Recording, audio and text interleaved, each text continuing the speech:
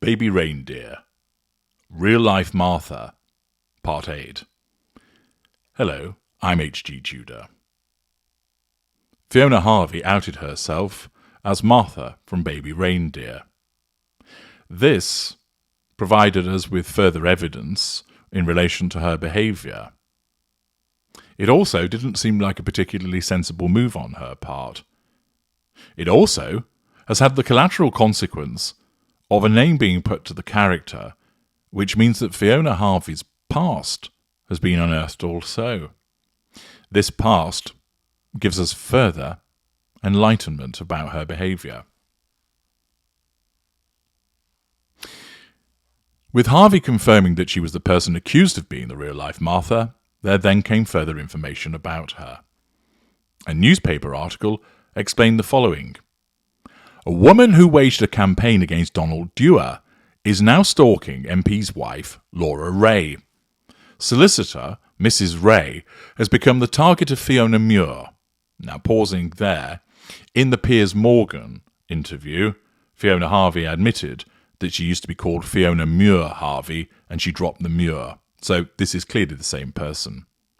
Solicitor Mrs. Ray has become the target of Fiona Muir, whom she sacked from a trainee post at her firm, MacPhail Lawrence Partnership, in 1997.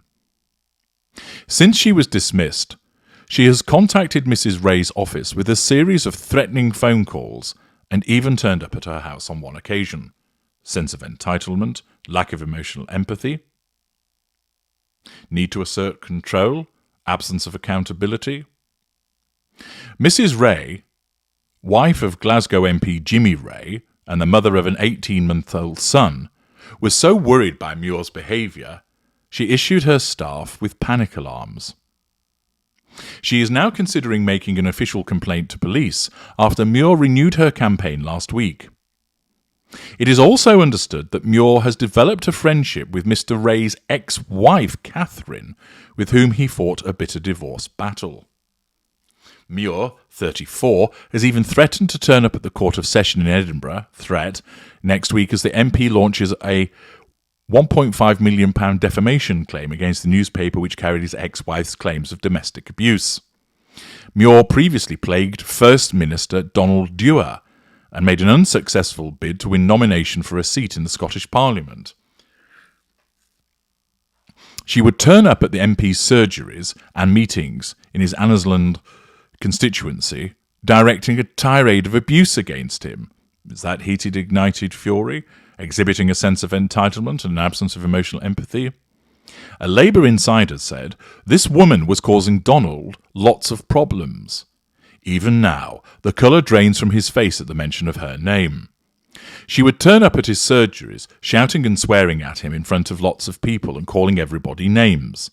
Nobody could believe it when she even tried to put herself forward as a candidate for the Scottish Parliament and Westminster. Deluded grandiosity. But everyone was well aware of what they were dealing with, and she stood absolutely no chance. Fiona Muir was taken on as an employee of Laura Ray's Glasgow law firm in 1997, but the trainee solicitor, who obtained her law degree from Aberdeen University, was dismissed within days. Mrs. Ray said, I think she's a girl with serious health problems. We were only one of a string of solicitors who gave her a job and found her completely incapable of behaving herself. She was only at the firm a week. She kept writing letters saying she was desperate to come and join me, but I subsequently found out that she's done the same thing with other female solicitors. She sent me a congratulations card when I got engaged and sent me so many letters in such familiar terms that I thought I must know her from somewhere. Lack of boundary recognition, sense of entitlement with incessant communications. Within days of Muir joining the firm, she was behaving oddly, said Mrs. Ray. She added, there were lots of threats being made to my staff, to the extent that I had to actually issue them with panic alarms because they were so frightened. She phoned up clients making remarks about me, triangulation, which were fairly threatening, and we tried to cope with the difficult behaviour. But we had her on a hotline we have for clients, and she was turning business away. After we had to terminate her employment, she had to be escorted from the building and sat outside screaming for about half an hour.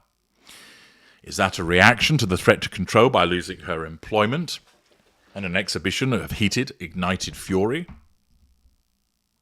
She kept turning up at the office.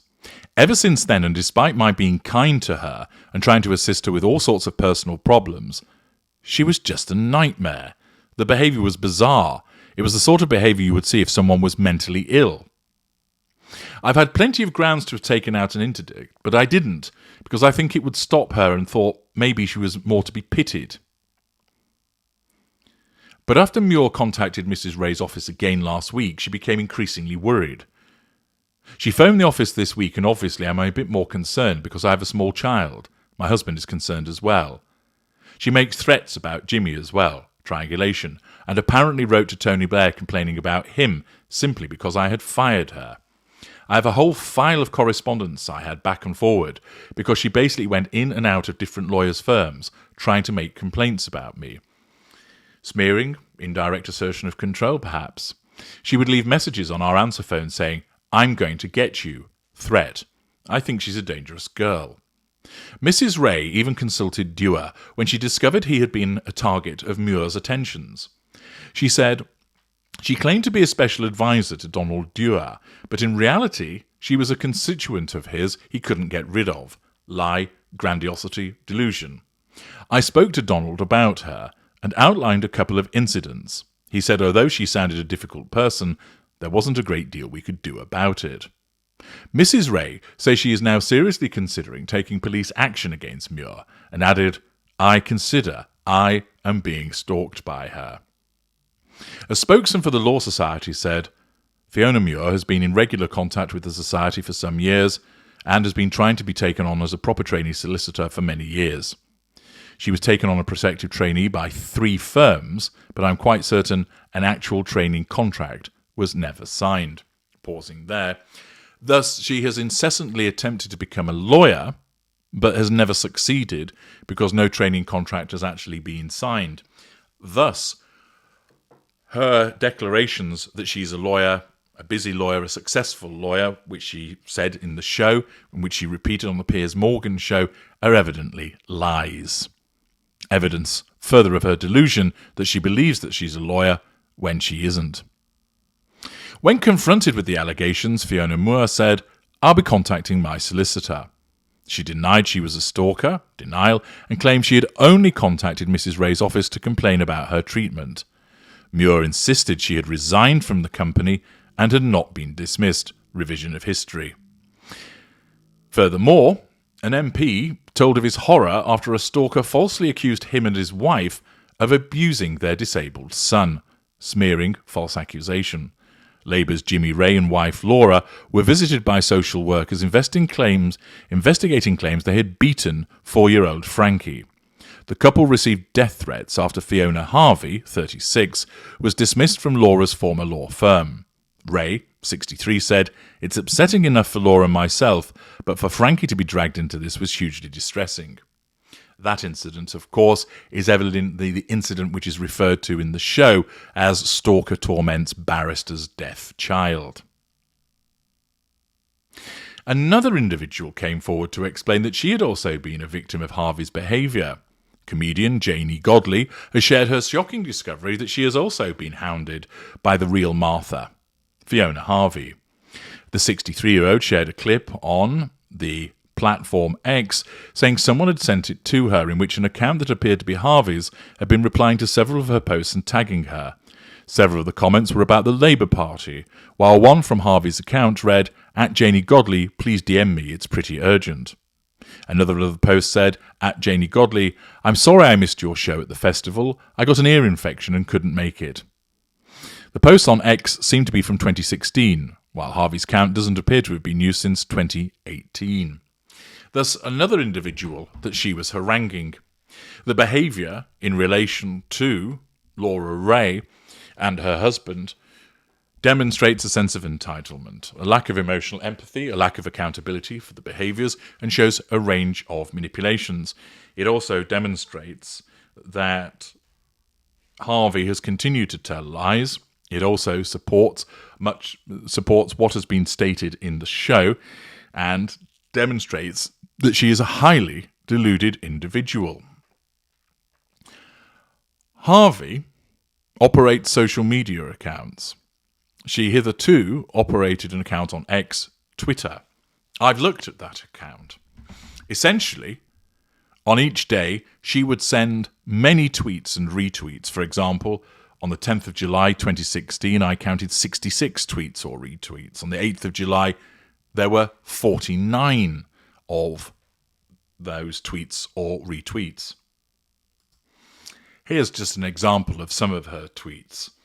7th of July 2016, Theresa May's dress, very nice. She's in good shape. Same day, one up for the women, Tory leadership. No way Jose, misspelled, would Labour ever let that happen. She reposts a tweet about Michael Gove being out of the Tory leadership. She then states, so Give knocked out by quite a bit, I think she means Gove, by circa 40 votes. Andrea got 84 votes. Next PM will be a woman. She reposts news about Max Clifford being cleared of indecently assaulting a teenage girl. She then reposts the Boston Globe with tips for planting a drought-resistant garden. She then states, on the same day again, for anyone wishing to sue Tony B. Liar, he is not exactly a man of straw, so worth suing. It pays to lie in the echelons of government. She reposts something from Kenny Farquharson, something from Leave.eu about Gove's duplicity. She then reposts something from Aaron Banks, from Maverick magazine in relation to Dolly Parton. She then states, high eloquence, again from Blue Labour, retweeting something from Kevin Schofield. Then, look at Wonder Boy, not then and look at him now, ravages of alcoholism, I think. She retweets something from The Independent about the 52 victims of the 7/7 bombings. A lot of it's political, and others are things to do with, for instance, selfie elbow and gardening. So she keeps her eye on political developments, but she tweets and retweets many times a day. And what's interesting is that in relation to what she writes, there's no retweeting of whatever she tweets. There's no liking of what she states by any great number. Usually there's no like or just one, which I think is probably her. Thus, what is interesting about this social media is that she feels a need to be able to comment, a need to be able to express herself. But she doesn't get much by way of reaction, yet she keeps on doing it. Again and again and again, she tweets and retweets, day after day after day, as if she's just set to broadcast and isn't really bothered about what people might say by way of response. This is interesting because whilst it shows a sense of entitlement and grandiosity to think that the world is interested in what she's got to say, she doesn't seem to be particularly bothered about the absence of a response that's being received. In relation to Facebook, she appears to have at least 2 Facebook accounts, which she posts to. You can see some of the posts that are on the screen, and she comments, for instance, in relation to the recent Piers Morgan interview. She also talks about Richard Gadd.